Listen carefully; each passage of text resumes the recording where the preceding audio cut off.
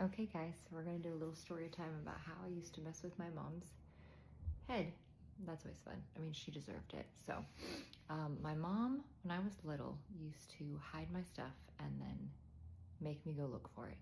Obviously I knew I didn't lose it, but she would pretend like, hey, do you know where your figurine is? That would be on my shelf for however long, and then all of a sudden it was gone and I'd have to look for it for hours. And if I didn't find it, sometimes I'd get to sleep outside. That was always fun. But in high school, she really liked to hide my clothes, and I had a shit ton of clothes. So, you know, she'd be like, hey, do you know where your yellow sweater is? And I'd go upstairs, and of course my yellow sweater was not where it was hanging up before, and then I'd have to look for hours for it. But I started finding where my mom hid my shit. So like, she'd like hide a jacket of mine, right? And then I'd have to look for it, and I would look for it. And she had all these spots that she would hide it. Obviously she'd switch them up, but she had a spot outside above our woodshed where she'd have like she'd stick my shit in a garbage bag and hide it there, and I'd find it. Or she'd hide stuff in the very back of her closet and I'd find it. But instead of obviously telling her, hey, I found this outside in the woodshed, I wouldn't. I would find the things that she would hide, and I would just wear them. I remember this one jacket, I looked for hours for this jacket that she hid, and I finally found it outside above our woodshed, and I just wore it. I just wore it around. And I remember her being like, where'd you find the jacket? And instead of being like, your crazy ass hid it from me and I finally found it, I didn't do that, nope. I'd be like, oh my gosh, it was in my closet this whole time. Like, I don't know how I didn't see it behind the other stuff. It's just been hanging up there the whole time. And she would get so pissed, guys. It was awesome. She'd get pissed because she knew that I knew that she hid it, but she couldn't. What is she gonna say? You're lying. I know where it was because I hid it. No. Oh, I got such joy out of that. And on the same note, but not really, one of the times when I was trying to find my clothes, and she always hid stuff in the very underneath her bed, like in the way back. She had this huge bed and she just had tons of shit crammed under there. One time when I was trying to find clothes, there was a garbage bag under there, and I thought maybe there was some stuff of mine in there, and I pulled out this garbage bag, and inside were bones, guys. Little bone particles in ash, clearly from, well, I thought probably from the first victim, but just recently I guess it could have been my brother or cousin, I guess, if you will. At the time when I found the bag of ash and bones, I didn't know that my brother had passed.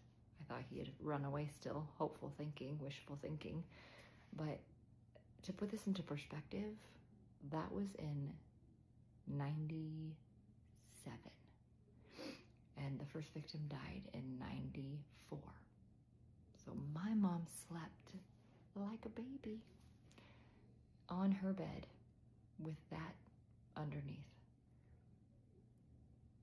Hiding my clothes was the least of this woman's worries. Anyway, story time. Hey guys, story time. So I'm not going to tell a news story. We'll probably end up going into a news story, but I'm going to address the video on my account that is getting a lot of views. Like I said, I don't rewatch them, and I just post them, so I never even rewatch them, so I don't even know what I'm saying. But by the comments, I can kind of get the gist of what I said. Some of the comments are hilarious, but this is the one where I talked about how I fucked with my mom, and part of me kind of loves that one is getting so much traffic, because I mean, I took joy out of that. So at least it's one that's not getting tons of likes. That was painful. I mean, it was still painful, but you know what I'm saying. But I kind of just talked about how I fucked with my mom, and then at the end just were like, bones under the bed. Which I totally understand. If you didn't know my story, you didn't read the book, and you knew nothing about me, and you just stumbled upon it, and you're reading it, and you're like, oh, this girl and their mom had this rough relationship. I think a couple of people said maybe I deserved it because I kept a dirty room, or maybe I had too many clothes and that was their way of punishing me. All of logical things. And then when you get the bones under the bed, then you're like, wait, what? Hello, rewind. So I understand it didn't really make a lot of sense. But I'm not here to tell a story and like tell my beginning of my story and then another story. So I guess I just hope that if someone finds something interesting, then they just watch all of them and then it'll make sense. But I'm just going to let's just talk about the bones under the bed, guys. So yes, I did used to fuck with my mom. And yes, my mom put a ton of shit under her bed all the time. So I grew up in a not good household. Okay, let's just backtrack. My mom was not great. She was a bad seed. She was always bad. She did shit to us that she actually did to her little sister as well. When my mom was 6, she would crush up pieces of glass and I guess put it in her little sister's rain boots. She was messed up from the very beginning. That was just who she was. And there's no excuse for it. She did not come from a bad childhood. Yes, her biological mother did die when she was younger, but she was not in her life. Yes, so her biological mother left her when she was 3. She was raised by her dad and her stepmom, wonderful people. She was raised privileged. She got the skiing, and all the things. Okay, so there's no excuse. She just had something wrong in her head. Anyway, so she wasn't a good mom to us. She did lots of torturous things to us from when we were little all the way until we ran away from home. And then obviously there's stories about her fucking with my life even after I ran away and was in college and was an adult. So she was never going to get better. I hear that she was actually horrible when she was in prison as well. So she's not rehabilitated. But anyway, I know I sounded a little brass with the bones under the bed. But here's the deal, guys. My mom killed somebody, first victim that we were aware of. The only victim I was aware of at this time when I found the bones under the bed. And why that seems odd to me, odd to you guys, here's the thing. I knew this person passed. She passed from being abused too much and her body gave out. My mom and dad disposed of the body by burning it in the backyard. I don't know why I laugh when I do that. I just think it's uncomfortable for me to say it. And they burnt it for 2 days and in our very backyard. And after it was all burnt, it was basically ash and bone particles. And then in this spot, my dad basically brought a backhoe home and he cleared the dirt away, and we end up putting a garden there. A garden that my older sister was very proud of. She just recently told me that she grew some amazing cantaloupe there. On a totally dysfunctional side note. So bad. But one of our after school activities, I always joke about it, which is not okay, I understand, but sometimes I have to joke to make things better in my own brain.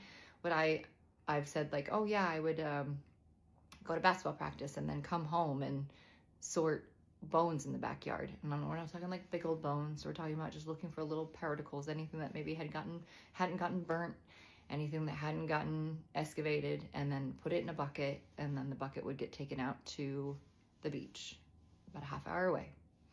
So when I was looking for one of my clothes, like I always did, and I stumbled across a garbage bag, I knew immediately what it probably was, or what it was, because we had been sorting these kind of things for months. Maybe it wasn't quite months during that time. But the part that was the most disturbing part, and I was, the first victim passed away in 92 or 93. Like, I really can't get it straight. But I know that this bag was under my mom's bed in 97 because it was my senior year. So, and I know that's what it was because that's exactly what we had been sorting for months, years prior. And I don't know why she kept him under there, because she's crazy probably, and it was a souvenir. I don't know. And I don't know if that explains anything. You're probably still gonna say, wait, what? But yeah, and honestly, I don't know how long they were there, and I never rechecked. So I don't know if I, when I came home in 1999, like what I would check, for Christmas, I'd come home. I never rechecked. So I don't know when she ever threw them away. I know that they weren't found when She got caught in 2003, so maybe they were there in 2001 when we came forward the first time, but no one would know. So I don't know if that puts any clarity to the story, but let's just say I had a dysfunctional childhood.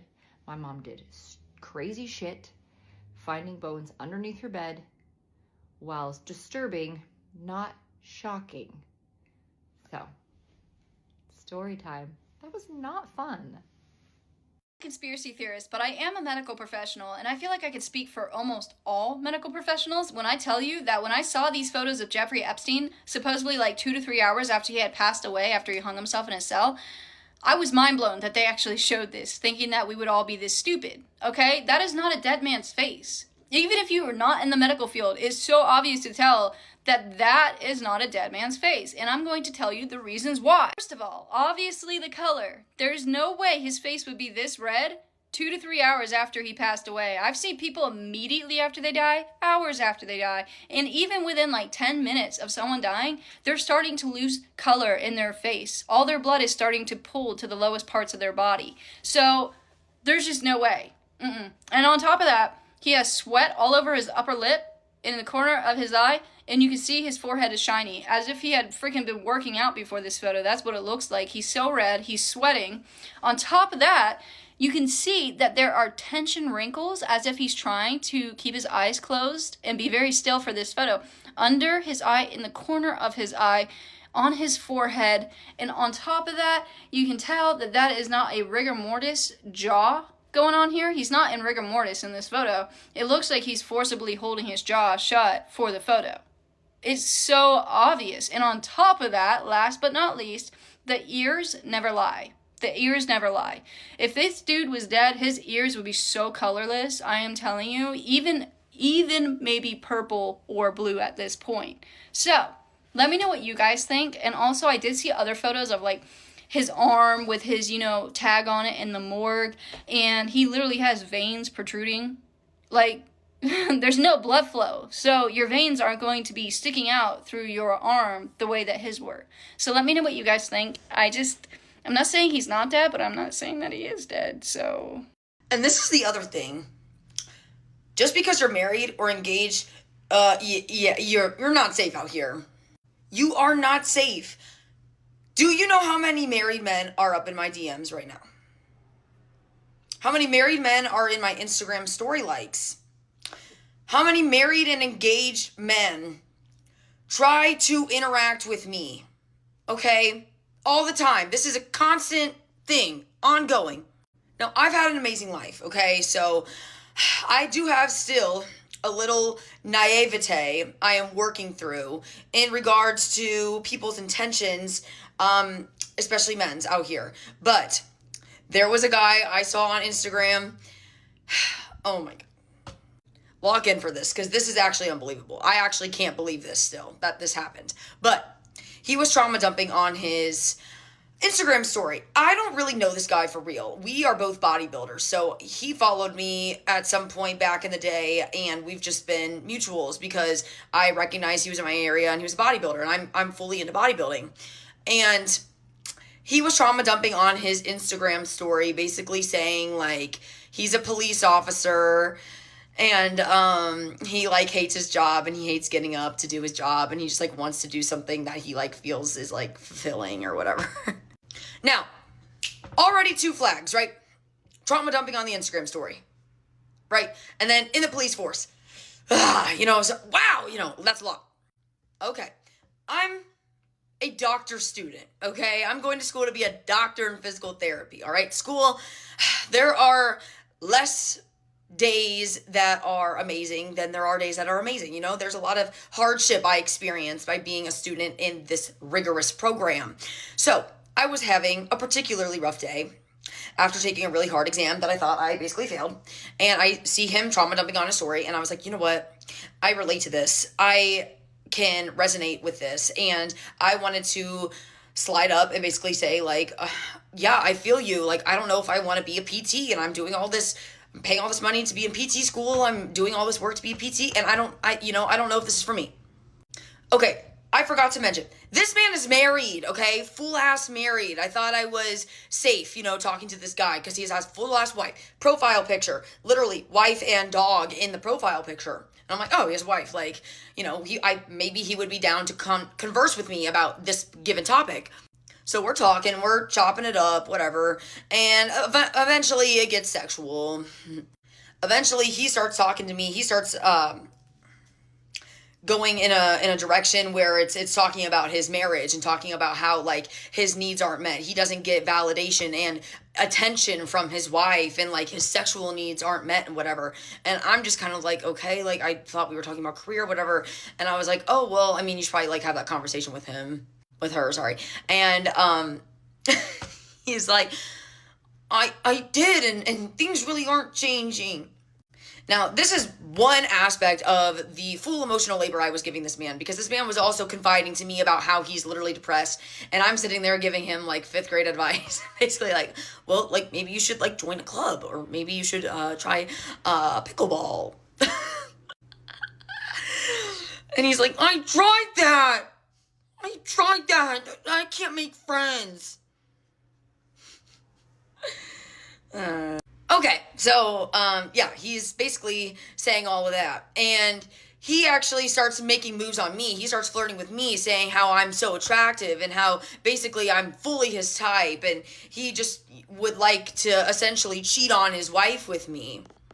I shut that down very quick. You know, honestly, I probably just should have stopped talking to him, but now I'm intrigued because I'm like, wow, I would really like to get inside the mind of a man who is wanting to cheat on his wife. So I'm like, okay, I'm asexual. I'm basically like, yeah, I'm asexual. I would never hook up with you. No. And he literally, so when you tell a man no, or when you tell him you're not interested in hooking up with him, it is essentially, you might as well tell him nothing, all right? Because a lot of times when you're talking to a man and you decide to tell him that you don't want to hook up with him, it kind of comes here to his head, and then rather going in one ear, it actually goes around the head like this, and then it goes this way, and then it flies all the way over there, and you never see that thought ever again. They don't process that the way that a normal person would process that, because they feel entitled to your company. They feel entitled to your presence. They feel as though just because they're a man, women would be lucky to be in the presence of a man. And you want to know how I know this? It's because I literally rejected his moves on me, and he said, you know, but you're literally my type. What? So not only are you trying to cheat on your wife, but you're also ignoring the fact that I said, I am not interested in hooking up with you. I am not going to hook up with you. And he said, oh, but like, you're my type. Okay, do you see how that literally does not change my consent status? Do you see how that literally has no relation to my decision and my autonomy over my own choices? What was the point of that comment? Right? The point of that comment was, I don't give a fuck what you're saying your consent status is. I don't give a fuck because I want to fuck you. And if I want to fuck you, I should be able to fuck you, regardless of what you think. Isn't that lovely? Married man, by the way, fully married. So at this point, I'm kind of annoyed, right? And I'm like, okay, I think you should, like, divorce your wife. And listen, I'm not trying to get in the middle of their marriage. Obviously, well, maybe not obviously, there are probably benefits to both of them being married to each other. Obviously, he is fucking experiencing benefits, okay? He is experiencing the dream life.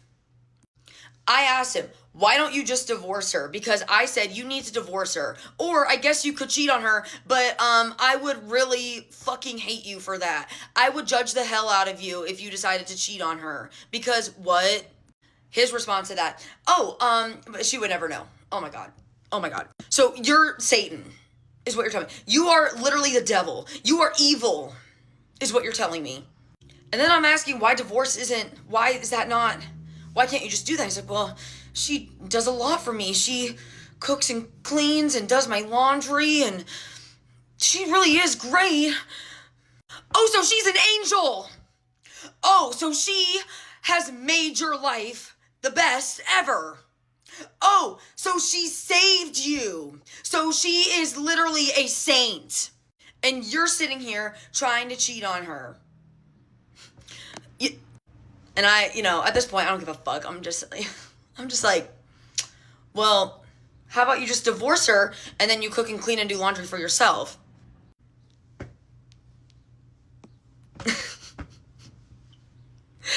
It's just funny because it's like totally pliable advice, but you just know they're not gonna, and it was awesome because his response, well, I'm so busy.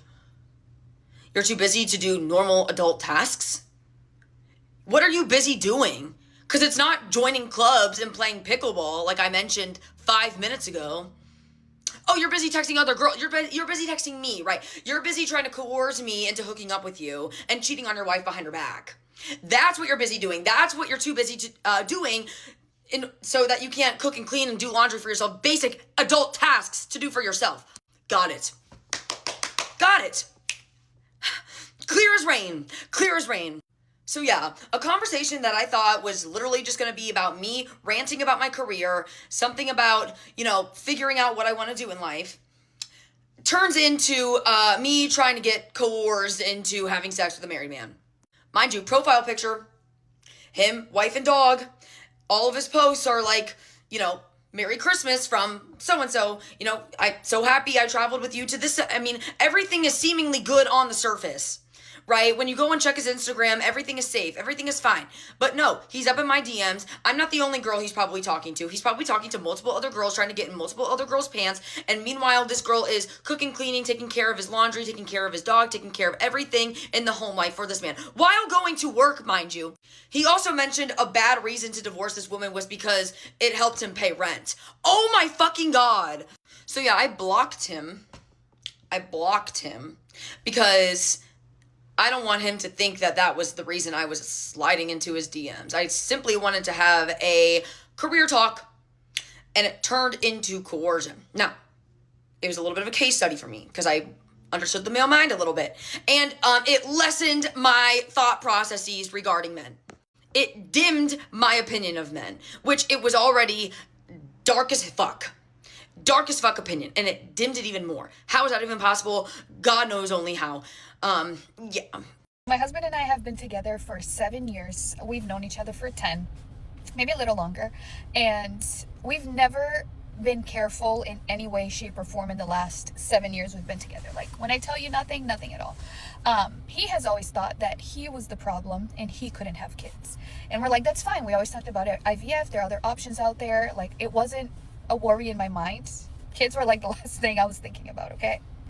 And then a few years back, about 5 years ago, I'm like, you know what? Let me go get tested to see if I can have kids because, as a woman, I feel like it's our responsibility to make sure that you can have kids. And if you can't, you want to have that conversation with your partner. Call my doctor. I go in to see, how my ovulation is and things like that. Everything looked great. So I had told my now husband the results, and we're like, okay, he is the problem, but he's never gone to make sure that he really was the problem. I was having really, really, really bad symptoms of endometriosis, and they just progressively got worse. Like within the last 3 years, they just literally was like the worst pain. Again, infertility was another one, pain during intercourse, everything. I had every single symptom, and it kept getting worse. So I went to a doctor who told me the only way to stop the growth was birth control. And when she told me like birth control to stop the growth, I'm like, okay, but what if one day I want to have kids? And then she's like, well, then you're gonna have to stop and have the surgery. So I was like, why would I take birth control if I'm gonna have to do the surgery anyway? I would rather just do the surgery and get it over with. And she made me feel like uneasy of everything she was saying. So I went to get a second opinion with a specialist, an endometriosis specialist. It took me literally months to get this appointment, but I was fine because I know he's one of the best in my state. I go to this appointment, I think it's the end of 2023. I go to this appointment and he's like, yeah, Victoria, it sounds like you have all the symptoms, but there's no way for us to know if you have endo until you do the surgery. I'm like, let's just do the surgery. They go in with like a little, I guess like a little needle with the camera, and they look inside before they actually remove the endometriosis. And that's when they kind of like see if you have it or not. If you don't have it, they don't operate, but if you do have it, they do. After my initial appointment with this doctor, he made me feel so good, and he actually listened to what I was saying, that I'm like, okay, I'm confident I have endo, And I waited a whole other year after my appointment, after waiting like months. I waited a whole other year to schedule my surgery. And I'm so glad I waited because I wouldn't have gone to any other doctor. And from 2023, I waited until October 2024.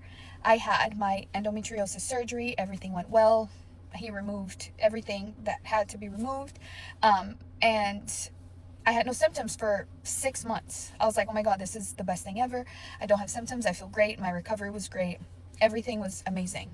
Me not thinking, because he also didn't tell me, like, be careful, you can get pregnant after. It never ran through my mind, okay? It never once popped into my mind to be extra careful after the surgery. So October 2024, had the surgery. Everything's fine for a few months. June 2025, I find out I'm pregnant. And I'm like, there is no possible way that I am pregnant. And how I found out I was pregnant, actually it was July 5th, I found out I was pregnant, but I got pregnant in June, they say. July 5th, my period is always on time. So from October till July, my period always comes the beginning of the month. It's like either on the 2nd, on the 3rd, sometimes on the 4th, but it's very rare that it's on the 4th. It's always like 2nd or 3rd. And then July 4th comes around and we were going golfing. I'm like, oh my God, that's so weird that my period still hasn't come. But you know, I'm drinking on the golf course and I had brought tampons because I'm like, I'm wearing white, my period's gonna come, I'm gonna need it, blah, blah, blah, blah. So I had my tampons with me. I go home, nothing happens. I'm like, that's so weird. July 5th, my period did not come. I said, there's no way, there's something wrong. There's something wrong here. And I had pregnancy tests in my house. I always had them. I'm like, just in case, you never know. But they've always been negative for the last 7 years. So there was no way that it was going to be positive this year. And it was. On July 5th, when my period didn't come, I did the test and I saw the 2 lines. I said, there's no way. Like, I started shaking. Mind you, I'm 29 because I turned 30 end of July. I'm like, I'm about to be 30. I'm married. We have a home. We're well off. Everything is good. Like, I just wasn't ready for that because my husband and I, we always talked about like 2 to 3 years, we'll do IVF and blah, blah, blah, blah. And it just happened that way. And when I saw the 2 lines, I'm like, there's no way. My husband was downstairs using the bathroom, doing what he had to do. Number 2, I run downstairs, I open the door. I'm like this, holding the pregnancy test. I just give it to him as he's on the toilet. And he looks at me, he looks down, he's just smiling. He's like, it's okay. He's like, give me a sec, let me finish. Like, he wanted it to be a special moment, but in that time, I couldn't, like, there was no way. Like, I didn't believe it. And then I went ahead and I did 2 more that day because I had I always had pregnancy tests. So I did 2 more. They were both positive. I said, holy crap.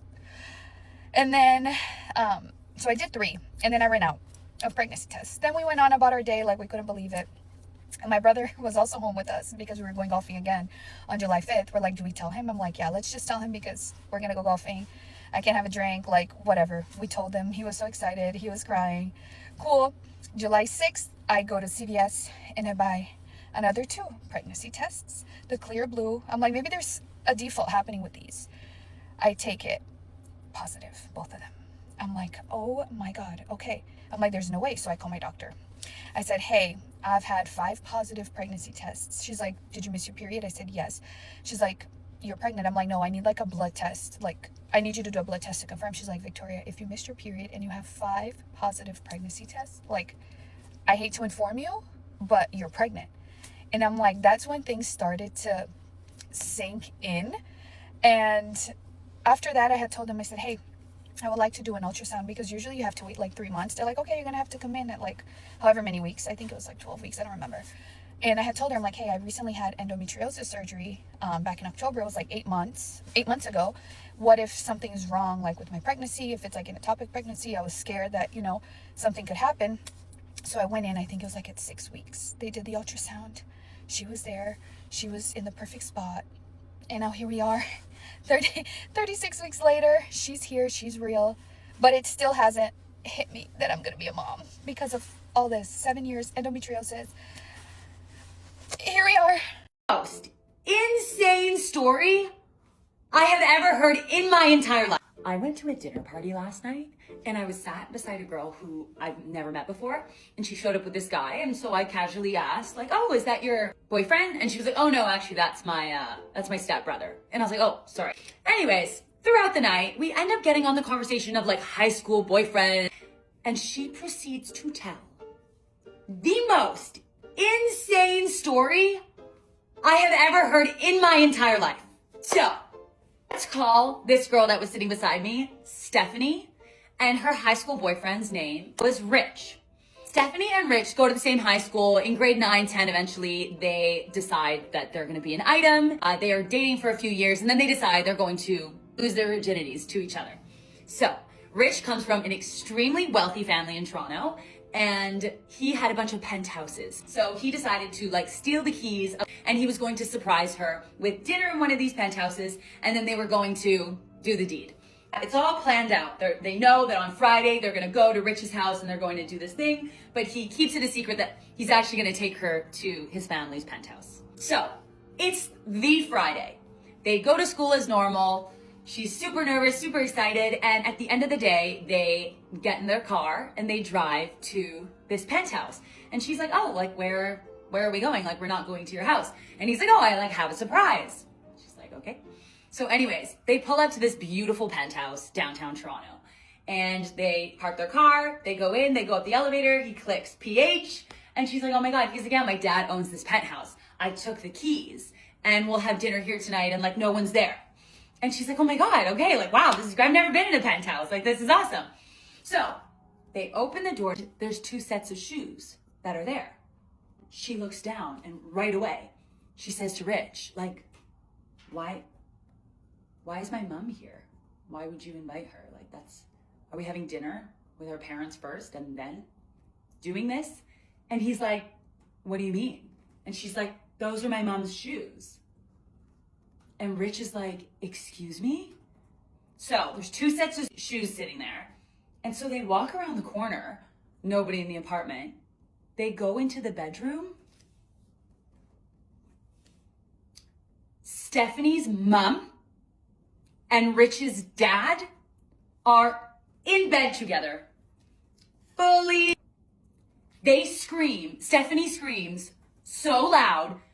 Both parents turn around, and now everyone's frantically panicking. Stephanie's screaming, crying, Rich is yelling, and it's like a shit show. Stephanie goes running out of the apartment. Rich follows her, running out of the apartment. They both the lobby of this condo, downtown Toronto, and she's having a full-on panic attack. 30 seconds later, Rich's dad comes running down, and then Stephanie's mom, and now they're having like a full family feud in the lobby of this apartment.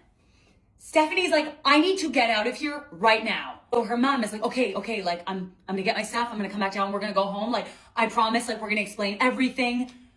They leave. They go back home to their respective homes. And pretty much that night, they announce that they have been having an affair to their respective wife and husband. They've been having an affair for 2 years, for as long as the kids, because when Steph and Rich first started dating, they didn't have their driver's licenses. Parents had to drive them from one house to the other. And a few months into the kids dating, they flung up this affair. Come back for part 2.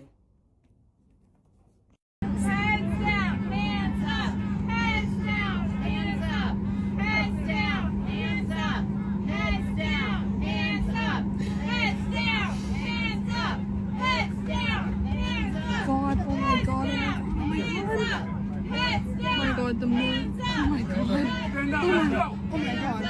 Oh my God. Oh my God. Heads down. Heads down. Hands up. Heads down. Hands up. Heads down. Hands up. Heads down. Hands up. Heads down. Heads down. Hands up. Heads down. Heads down. Hands up. Heads down. Hands up. I got you. Heads down. Hands up. Heads down. Hands up! Heads down! Heads down! Hands down! Hands up! Heads down! Hands up! Heads down! Hands up! Here's what happened on flight 2094 from Nashville to Fort Lauderdale from a perspective of someone who was on the plane. Our flight was at 7 and we were supposed to land in Fort Lauderdale at about like a little after 9. and about 30-45 minutes into the flight, we noticed some things were happening, and the flight attendants were kept running back and forth down the aisles, holding phones, and this one guy kept getting up a lot, and I was thinking like his wife was having some medical problems or something, and I did notice he got up like 4 times. And then they said that the first thing they said over the intercom was, we're gonna have an emergency landing. They didn't tell us where, so no one knew where we were going, and we didn't have internet. We couldn't look until we landed. We found out we were in Atlanta. We were in the middle of the runway, and we couldn't even see the airport. We were just in the middle of nowhere, and we still had no clue what was going on. We sat on that plane for about like an hour and 45 minutes with no information. It was hot. Occasionally they came over the intercom and they literally did not say anything. Like, we just kept seeing the flight attendants running back and forth. This one guy, he kept getting up and still thinking it was medical, but we were sitting there for an hour and a half, and I was like, surely they would have had someone come get someone if someone was hurt or something.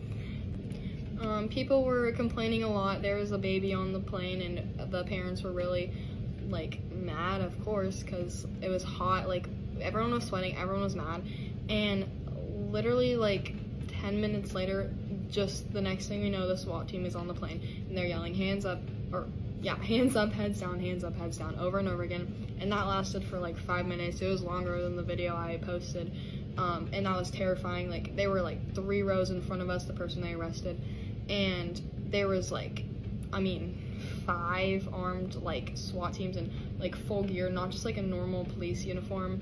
They had their huge guns. I don't know anything about guns, but they were huge, and it was very scary, and they were just like pointing them at like everyone. They're walking on a plane with guns. It's like, of course people are like thinking like, what if they shoot someone? That was like so scary. After they arrested him, like, everyone was worked up, like, kids were freaking out. I was freaking out, and we sat on the plane for like another hour and a half. Like, there was just police cars everywhere outside. There was the bomb squad, canines. Like, they told us all, like, we're gonna have to have you leave your stuff in here, and we're gonna have the canine come search it. We did end up taking our stuff outside and the canine searching it out there, but it was very slow. They were leaving the plane like in groups of like 4 and lining them up, and we had a bunch of buses there, and yeah. So then I'll post a clip, but we were standing like, I don't know what it's called, like a cover getting off the plane, and for a while, and you can just see canines going back and forth and bags lined up, and they take us in a line, and we have to have our bags sniffed, and that took forever. Like, all this was, we were on the runway in the middle of the nowhere for like a good 4 hours, and we finally made it onto the bus, but that wasn't any better because it was hot, and we had to stand there for like an hour and a half while they were like, we can't let you leave the scene, and it was so late, and everyone was just annoyed and so confused because they still hadn't told us really what was happening. When we got on the bus, that's when people started talking, and we kind of started putting the dots together about what happened, and allegedly, but pretty sure this is right, the person next to the guy who was arrested, the guy who was arrested brought a huge bag onto the plane, which, I don't know, I guess is a little weird, and people were asking like, hey, what's in your bag? He wasn't like wanting to say it, and it wouldn't fit under the seat in front of him because it was a carry-on, and he was really mad when the flight attendants took his bag, and he was just like getting agitated at everyone, and the person next to him saw him texting someone like 911, 911, which, like, don't do that on a plane, and he was just, I don't know exactly what the text said, but I do know that it did say something about 911, but the guy next to him took a picture of his text and showed it to the flight attendant, and that's when all the running around was happening. That's when that guy kept getting up and showing, like, I saw them running around with phones in the air. Southwest didn't really tell us any of this. We kind of had to, like, ask everyone, and a lot of people had things to say about him and saying he was mad, and it was a real threat. Like, he was texting someone, and the whole thing about the precautions, like about searching our bags and all that, I think was in case there was like someone else with him on the plane. And you know, it was really scary when they arrested him. He was like no reaction, like, which it was really annoying that we had to sit with him for an hour and a half, like not knowing what was going on. But he probably knew. But like, I mean, if he got mad, like, I have no clue what would have happened. Like, it's just like terrifying. There are things out about this being like weather related, but that is not true. Like, the Southwest really isn't like giving much information, but there's a lot more about this that I still don't even know. But there was a lot of talk on the buses, and because we were standing there for like 2 hours, a lot of things they said they were going to do that they never did. They said they were going to give us water and food and get us out of there. But it's okay, it's not their fault. But it was really annoying not being filled in, and just like the first thing we knew was when the first time we found out someone dangerous was on the plane was when the SWAT team came up with guns pointed at us. Then we went and sat in the airport for another like hour and a half, and finally they got us another plane, and we made it to Fort Lauderdale at about 4 in the morning. I mean, we got to our hotel like 4:30. It was the longest night, though. We were supposed to have landed at a little after 9. Yeah, it was insane. I also want to say that I'm very grateful for the police officers and flight attendants that got us off the plane safely. This is in no way trying to like say bad things about Southwest or anything. Like, it's a terrifying situation that that doesn't happen all the time. Like, the flight attendant I was talking to, she said she's worked there 22 years and nothing like this has ever happened. And I'm just trying to say how it was from my perspective, and it was a very long night, but I know that they took the right steps to make sure everyone got off safely. The only thing I'm going to say is I do wish that we were a little more informed, but I guess it does make sense to keep everyone safe to maybe not aggravate him.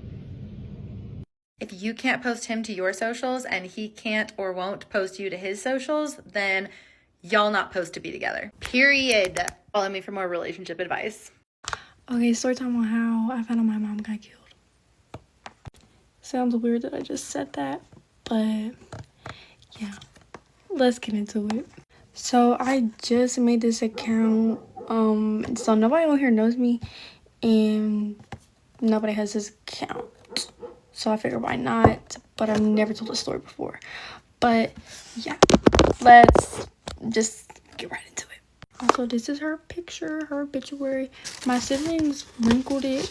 My baby sister kind of messed it up, but very cutesy, very tea. But anyways, let's get started. So, the day she passed was June 26th. This happened 8 months ago. So, I just recently had turned 17. I had work that day, and she also had work. She worked in the morning, and my dad worked night shifts. So, she went off to work that day. Everything was fine. Everything was normal. I went to work at 4, and at the time, I was working with my older sister, and she worked with me that day. And pretty much throughout the same day, but she got off like an hour early before me. So, I was at work. Everything was fine. Everything was normal. She texted the family group chat, asking if me and my sister had worked that day, and she was just talking about regular stuff. Like, she wanted us helping around the house, just regular stuff. I remember texting back and saying that me and my sister did have work that day, and yeah. And she was basically, everything was normal. She was at work, and she was saying, the last thing she texted us was, bye, love you, see you.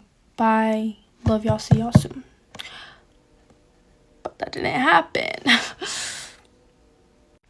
So I'm at work. Everything was fine. Everything was normal throughout my work shift. I remember later on into my shift, my sister had asked me if I had talked to our mom. And I was like, no. I remember saying no, because I hadn't spoke to her besides a little group chat message, which my sister was in. So I was like, no.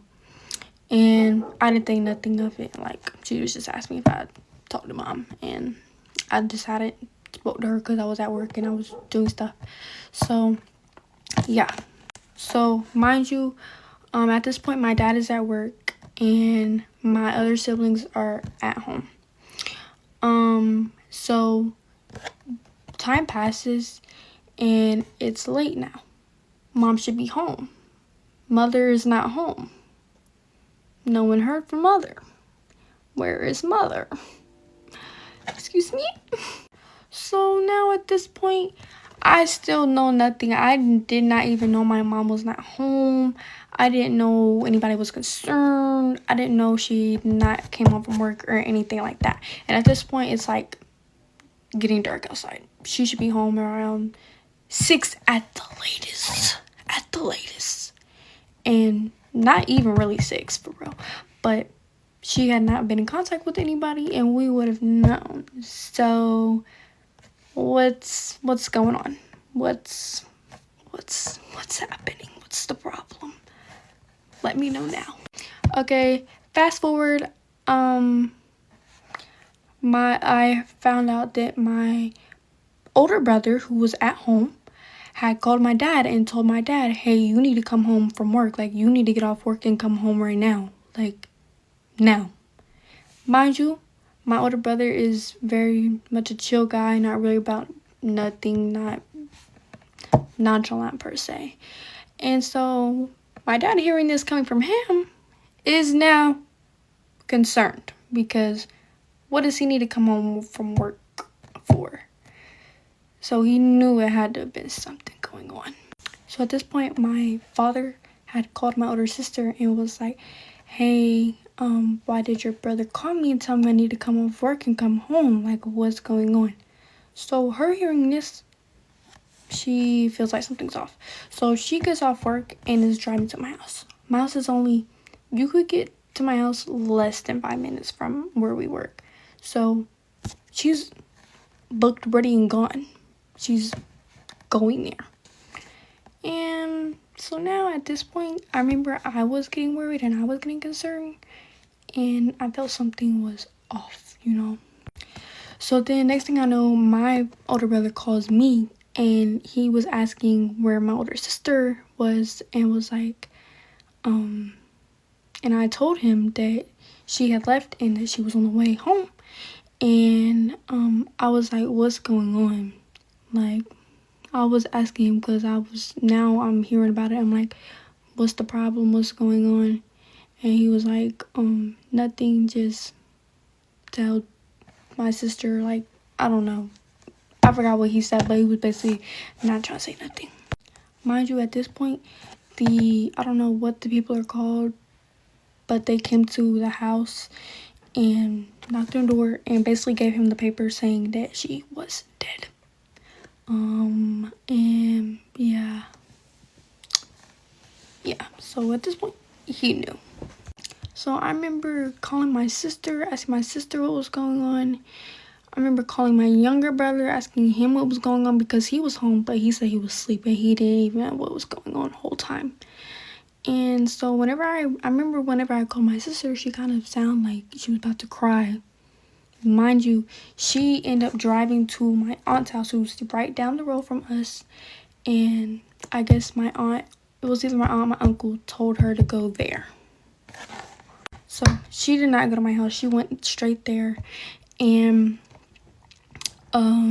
yeah. Then my manager gets a call and he's on the phone. And I had a feeling it was with my sister. He didn't directly tell me, but I had a feeling it was just, he was on the phone with my sister. And so, boom, hangs up the phone. He was just like, oh, okay, all right, I got you. Hang up the phone. Next thing I know, my uncle pulls up to my job. And he comes in and he's like, hey, you need to come on right now. Like, come on right now. Stop. After you get done with that, come on. So now I'm like, whoa. It's got to be something. Because now you're pulling up to my job and saying I gotta go right now. Oh. Mind you, at this time, I was not at this job for a long time. So I was just kind of a little, I'm just about to walk out. So that's when I asked my manager. I was like, hey, did my sister call you? Mind you, my sister was a manager at the time. So I was like, hey, did my sister call you? And he was like, oh, yeah, like, you're good. Like, I was like, oh, okay. Clocked out, got in the car with my uncle. boom. Okay. So at this point, I remember being on my phone and voice recording because I was thinking I was gonna get some family tea. Like, I didn't really know what I was thinking, but I don't know, the type of person like want to record everything. I don't know. So we pulled up to his house. It's just me, him in the car. We pull up and he told me I can go and get out the car. Mind you, I see my older brother, my aunt, and my older sister outside on the stairs. Mind you, it's dark out. I don't know what time it was, and maybe like 9. And so now I'm a little confused. I get out the car, I realize my older sister is crying. And so I walk up to her and I said, I literally have the voice recording. I said, oh, what's wrong with you? But at this point, I'm low-key kind of shaky because why are you crying? Why are we outside on the steps crying, guys? What's going on? So my sister, she finally gets the words out her mouth. She said, Mom was in an accident. I said, oh, where is she? Where is she? So like, what? She's at the hospital, broken ankle or something, maybe a fractured rib. Like, where is she? My sister proceeds to say, oh, she didn't make it. What? You're lying. Where are the cameras at? For real. So at this point, obviously, I start bawling. Yeah. I really did not want to believe her, but it just made sense. Like, it was definitely real. So yeah, I just sat there for a minute crying. But yeah, part 2. Ru, ¿cuándo fue? En Año Nuevo. Maldita y jodida perra. Voy a asesinarte. Okay, so now at this point, I knew, cried, bawled, sat there thinking, wondering, who was I? Who am I? Yeah. So now, 3 out of 6 of us siblings knew. Now we have to tell the other folks. So, mind you, at this point, it is late. It's like 9 or 10 p.m. And the last 3 of us, one of them was only a year younger than me, and then the other 2 were 11 and 6. So, how are we gonna do this? So, boom, my uncle leaves and goes to my house, picks up the rest of them, and whenever he gets back, my younger siblings stay in the car. The 2 youngest, they stay in the car. And my younger brother, who was just a year younger than me, he gets out and he's wondering what's going on. And my older brother wasn't saying nothing. My sister was just sitting there crying. And so I just told him because they were taking too long. I was like, bro, I don't know. I just had to, whatever. I was like, and I basically sat there and I told him, because my sister was like crying. It was like, Mom was in an accident. And no, she was like, I can't. I was like, Mom was in an accident and she didn't make it. I didn't want it to be dragged out, really, basically. So, my younger brother, very, very unfazed type of guy, started crying, which, I mean, obviously, but it's just, I don't ever see him cry. But, I mean, obviously, this will be a time that he would cry. I would hope. And he did. And so, boom.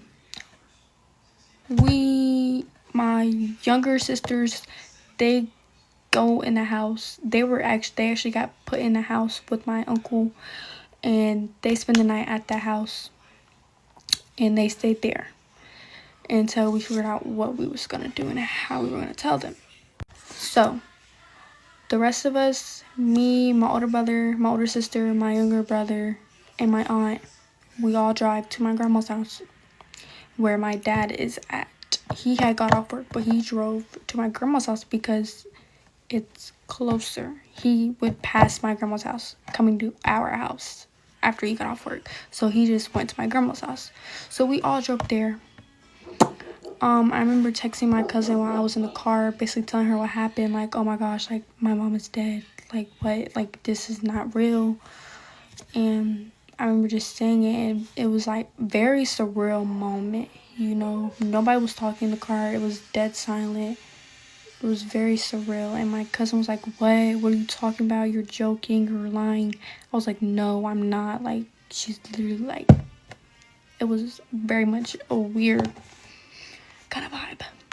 So we get there. I remember being the first person to walk in, and my dad was in the front room, and he was bawling, and he just straight up just goes in and hugs me, and he's crying, just bawling. I remember I started crying again, and he was bawling. I remember, like, the back of my shirt was all wet because he was just bawling his eyes out. Cause yeah. So my grandma was there. My grandma was sitting there, like, hugging me while he's hugging me, patting my back, and it was like, oh, like, y'all are gonna be okay. It's gonna be okay. You know, she basically just sitting there hugging us all because we're all there, and it's just all, let's just soak it all in, guys. So yeah, that's what we were doing. So now I remember telling my best friend, and my best friend was very much, like, taken aback because she knew my mom, and my mom called her adopted daughter. So, like, they had a nice little relationship. And I remember my cousin called me, or I called my cousin, and I wasn't really trying to cry anymore. Like, I feel like I cried all the tears I could. But then when I was on the phone with my cousin and I had to actually say what happened out loud, I couldn't. Like, I was literally, like, I started crying. Like, I literally could not say it at all. I could not say that she was dead because what do you mean? What? So yeah, it was very much very surreal and everything because what do you mean? I was just talking to her. Like, this is my mother that I see and speak to every day. Like, what? So at this point, I'd end up finding out how she died, which was so, it just got me, you know. So how she died was she got off of work. She was driving. She saw a car wreck, so she pulled off to the side of the road or the interstate, the highway, I don't know. She put off to the side of the road to go check and make sure the people were okay. Okay. And as she was getting out the car, a truck was driving, and I guess he was coming over a hill. Didn't see her, and boom, she died on impact.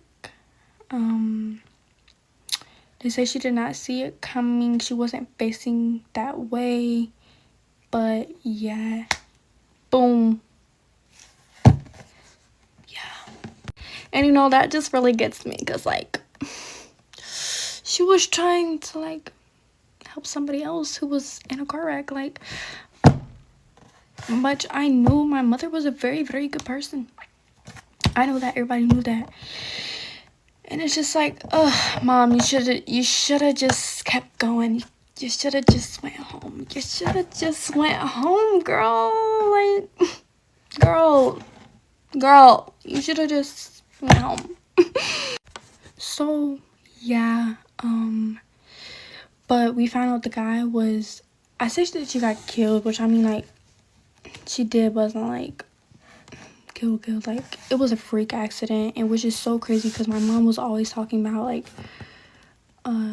she would always bring up freak accidents.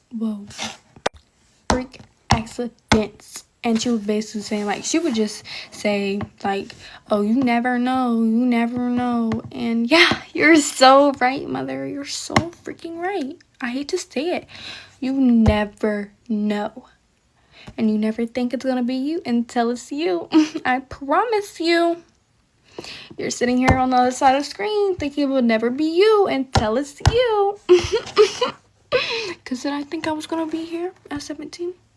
No, I did not, but here I am. So yeah, we end up telling my 2 younger sisters who were very much in mommy's girl. I was not there when they were told.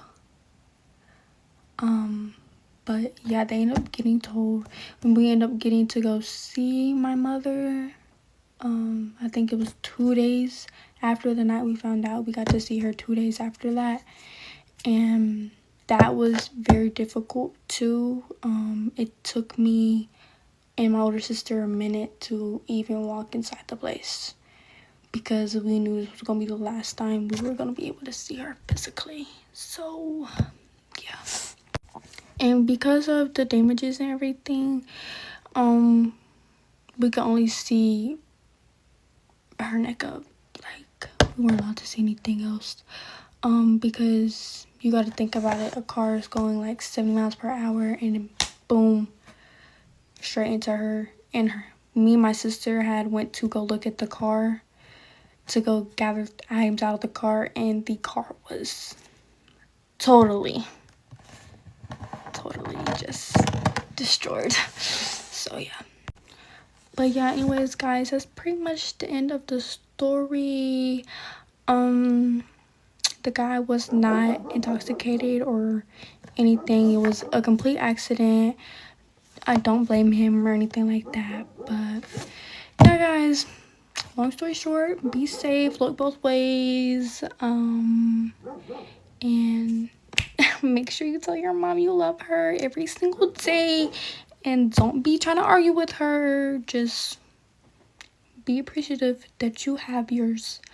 And yeah, bye. Also guys, stay tuned for like upbeat content.